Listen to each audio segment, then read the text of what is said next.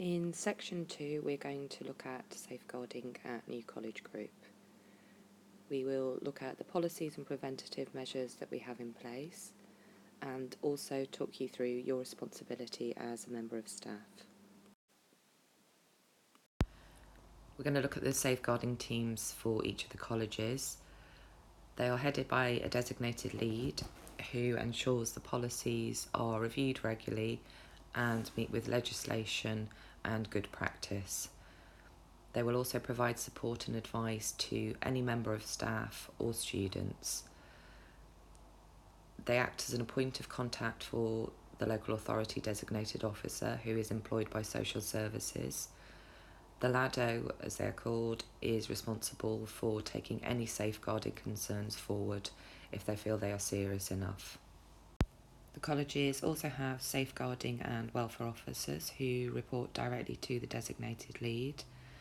They are the frontline staff who will provide the main bulk of support and advice to students and to staff.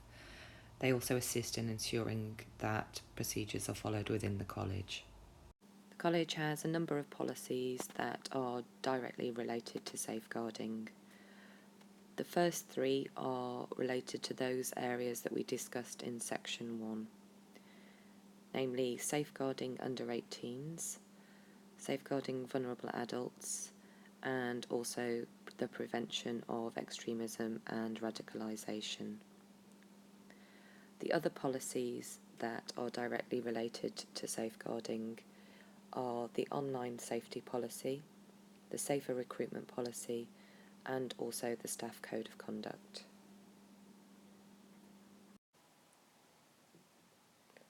We have a number of preventative measures at the college which are intended to reduce the risk of harm coming to students or staff. All of our staff are DBS checked, and some staff may have been asked to complete a DBS risk assessment. This is so we can start you working, however you won't be able to work unsupervised with under 18s until we have the enhanced disclosure returned. Secondly, we also require 2 references before we can allow you to start work. This is a legal requirement. We also require staff, students and visitors to wear ID badges. We have different coloured lanyards so we can identify different people. Older students and visitors wear purple lanyards. Staff wear gold lanyards and under 18s wear pink lanyards. It's important that if you see someone without an ID badge, that you challenge them. We need to know that people who are in the college have a right to be there, and everyone should have a badge visible. Thirdly, we have a medical register. This is so that all staff are aware of any students who have any medical problems, any learning difficulties or any disabilities. We use symbols to identify students who have problems or difficulties. We use symbols so that confidentiality is maintained, but that staff can easily recognise if somebody needs some help. The medical register is shared with staff, and the symbols are also added to registers so that if someone is having a difficulty in class, the teacher is aware of what type of difficulty it is and can so take appropriate action. We also use a number of risk assessments. So for example, this is for a social activity for students who are going to Blackpool. We ask that staff complete risk assessments for any social activity, but also a risk assessment is completed if any outside speakers or trainers come to the college. Risk assessments can be found in forms which is on the shared drive, or if you're a teacher, they can be found in the risk assessment folder in the staff room.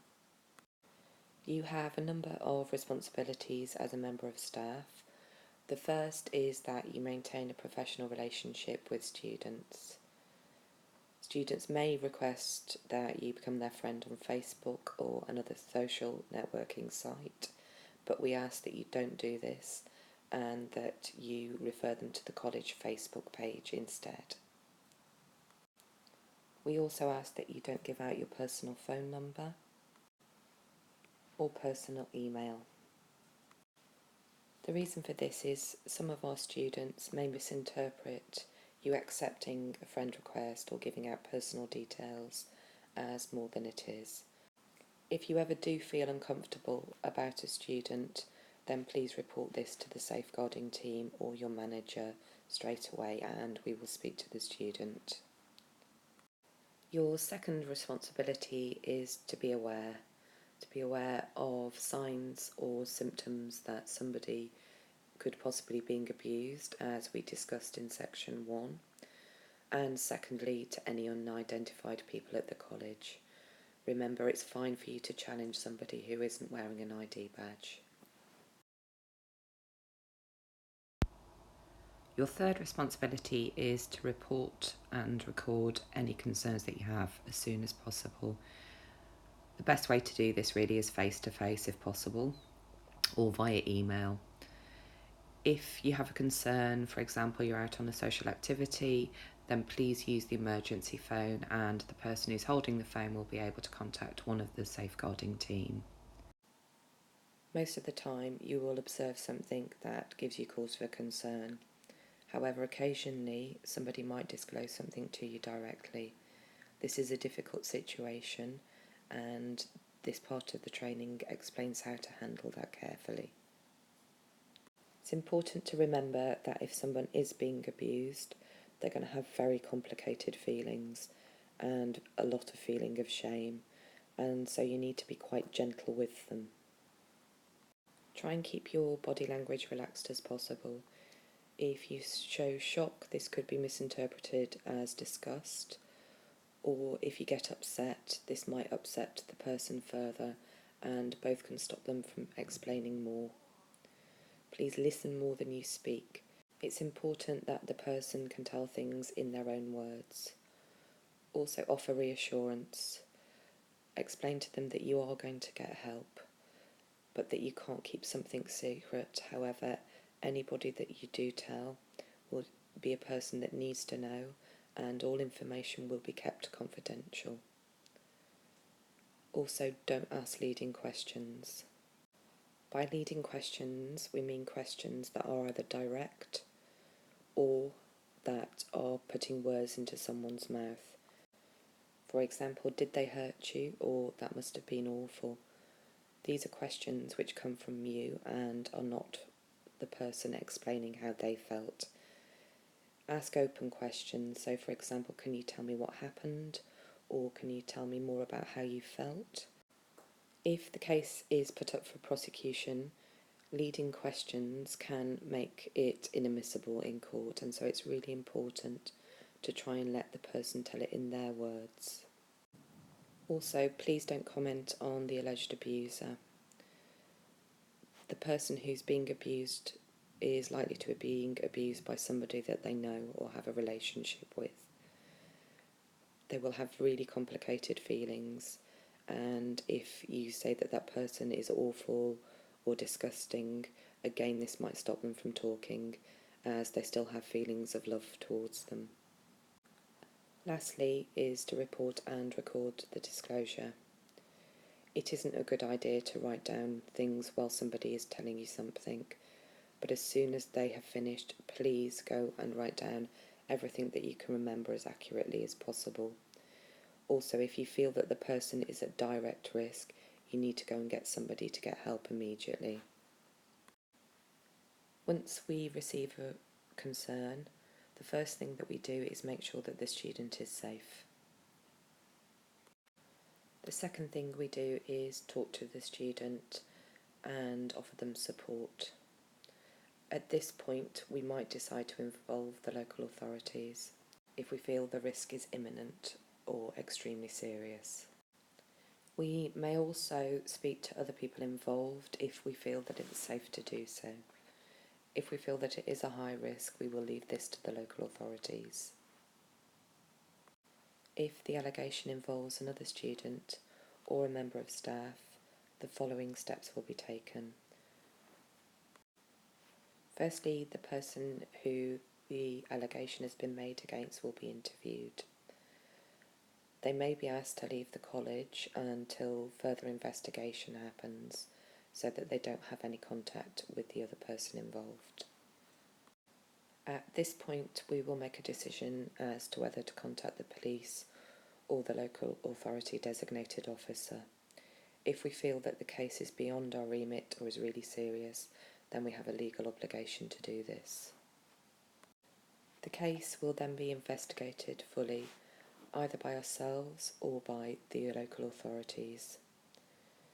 During an investigation, if someone has had an allegation made against them, they will be offered support by the HR department.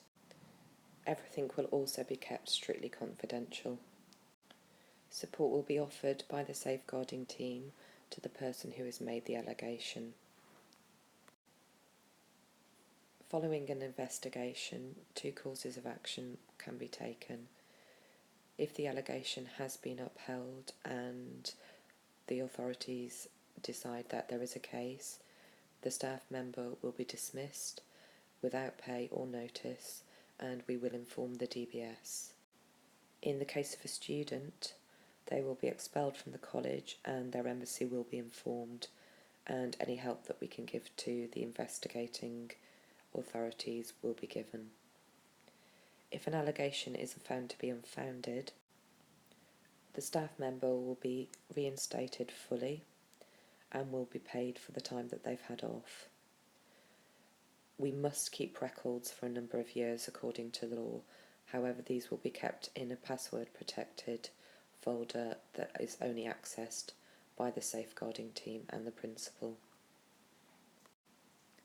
In the case of a student, no further action will be taken.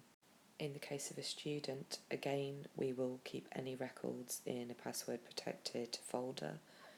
No further action will be taken, and they will be offered additional support if they feel that it is needed.